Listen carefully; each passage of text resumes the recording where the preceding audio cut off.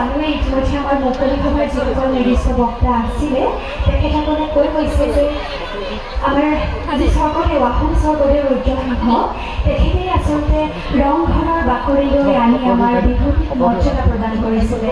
যি মুকলি বিহু গছতলৰ বিহু এইবিলাক বিহুৱে সেই ৰংঘৰৰ বাকৰিত স্বৰ্গদেউ ৰুদ্ৰসিংহৰ দিনতেই মৰ্যাদা পাইছিলে। তাৰপিছত আহি আহি আহি আমাৰ বিহুখিনি এই পৰ্যায় পালেহি।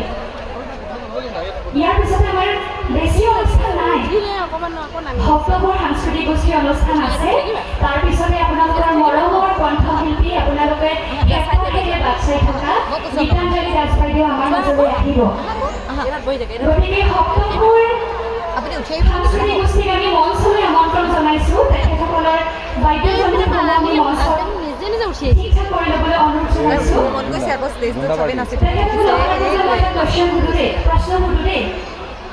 প্ৰশ্নটো বেছি টান নহয়, তেনেই ইজি, অকল হাতখন দাঙি দিলেই হ'ব।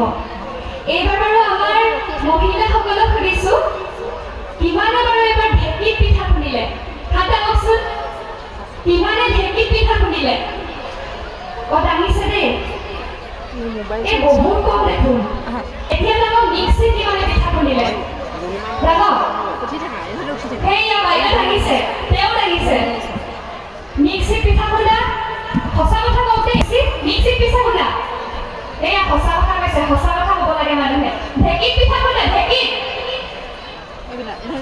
পিছফালে বহুত আছে, খুব ভাল কথা লাগিছে, ভাল কথা। ঢেঁকীৰ প্ৰচলন আমাৰ যিহেতু কমি আহিছে, আমাৰ যি পৰম্পৰাগত এবিধ সঁজুলি, যি আমাৰ মৰ্যাদা, এই ঢেঁকীৰ প্ৰচলন আমাৰ কমি যাব নালাগে। ঢেঁকীৰ প্ৰচলন হ'ব লাগেনে? লাগেনে? লাগেনে? এই বঢ়িয়া, খুব ধুনীয়া। হওক বুলিনো বাৰু আমাৰ বহাগৰ বিহুটি কেনেকৈ বিদায় দিবলৈ মন যায়নে? এনেকুৱা লাগে যেন বুকুতে সাঁচি ৰাখিম বহাগৰ বিহুটি, 12 মাহে যেন আমাৰ লগতে থাকক, নহয়নে বাৰু? কিন্তু কি কৰিম, ইয়াতো অসম্ভৱ, প্ৰকৃতিৰে এয়া নিয়ম। বিহু আহিব, বিহু যাব, কিন্তু একো চিন্তা নাই।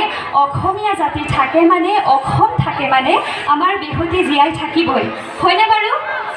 মই নমস্কাৰ, মোৰ পৰিচয়টো পুনৰ দিবলৈ বিচাৰিছোঁ। মই শ্ৰীমতী প্ৰস্তুতি ফুকন। কালি যিসকল এই অনুষ্ঠানত উপস্থিত আছিলে হয়তো কিছু সংখ্যকে মোক চিনিব পাৰিছে, যদিও নাই পৰা। মোক উদ্যোক্তা সমিতিয়ে নিমন্ত্ৰণ জনাই আনিছিল আপোনালোক দৰ্শকসকল আৰু এই মঞ্চখনৰ যোগসূত্ৰ হিচাপে, অৰ্থাৎ অনুষ্ঠানৰ পৰিচালিকা হিচাপে। আৰু মই এই আপাহতে উদ্যোক্তা সমিতিৰ এই কথা ক'বই লাগিব, মই আহি উদ্যোক্তা সমিতিয়ে যি আতিথ্য আগবঢ়াইছে বিৰাট মই আপ্লুত হৈছোঁ, বিৰাটেই ভাল লাগিছে মোৰ। আৰু আশা ৰাখিছোঁ এই মঞ্চৰ পৰা মই তেওঁলোকক অনুৰোধ জনাইছোঁ, ইতিমধ্যে বিহুখনে 52 সংখ্যক বছৰ অতিক্ৰম কৰিলে, এই বিহুখন আৰু আগবাঢ়ি যাব লাগে। এয়াই হৈছে সমন্বয়। এই যে আপোনালোকে একেলগে ওলাই আহিছে, এয়াই আচলতে বহাগৰ প্ৰতি ভাল পোৱা, বহাগৰ প্ৰতি আদৰ। আৰু বহাগ মানে হৈছে একতা, বহাগ মানে হৈছে সমন্বয়। এই সমন্বয় আমাক লাগিব, লাগিবনে? বাৰু আমি এতিয়া আগবাঢ়িবলৈ লৈছোঁ আমাৰ সাংস্কৃতিক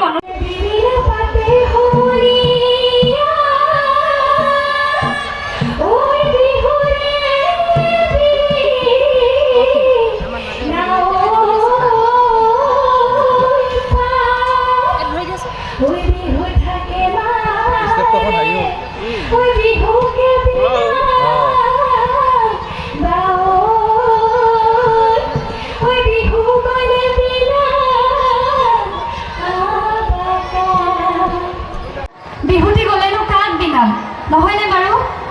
সপ্তাহৰ সাজু হয় মানে মই আপোনালোকৰ লগত এনেই আৰু অলপমান কথা পাতি থাকোঁ, নে কি কয়? ষ্টেজটো খালী হৈ থকাতকৈ অলপ কথা পাতোঁ। এই ভাইটিকেইটাৰ পৰা কথা পাতিব বোলে মোৰ লগত।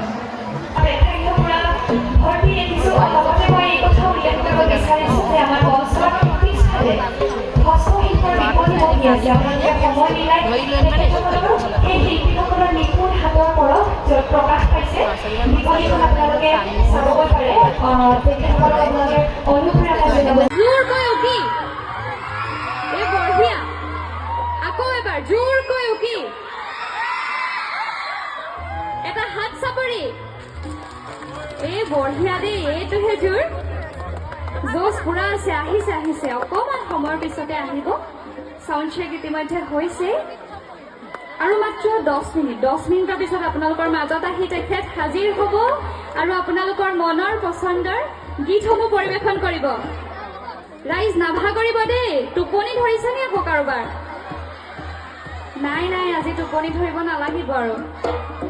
আজি নধৰে, আজি চকুত টোপনি নধৰে, মাত্ৰ সপোন সৰিব, হয় নাই বাৰু? পুনৰবাৰ উকি এটা। বঢ়িয়া। আদৰণি জনাবলৈ উদ্যোক্তা সমিতিৰ সাংস্কৃতিক সম্পাদক প্ৰিয়াংক বৰগোহাঁইক অনুৰোধ জনাইছোঁ। লগতে তেখেতক ধন্যবাদ জ্ঞাপন কৰিছোঁ। তেখেতে ইমান ধুনীয়া এগৰাকী গায়িকা, আমাৰ অসমৰ জনপ্ৰিয় কণ্ঠশিল্পী গীতাঞ্জলি দাস বাইদেউক আমাৰ ইয়ালৈ আনিলে। লগতে তেখেতক এটি ফুলাম জাপিৰে আদৰণি জনাবলৈ আমি উদ্যোক্তা সমিতিৰ সদস্য দীপক গগৈক অনুৰোধ জনাইছোঁ। ধন্যবাদ।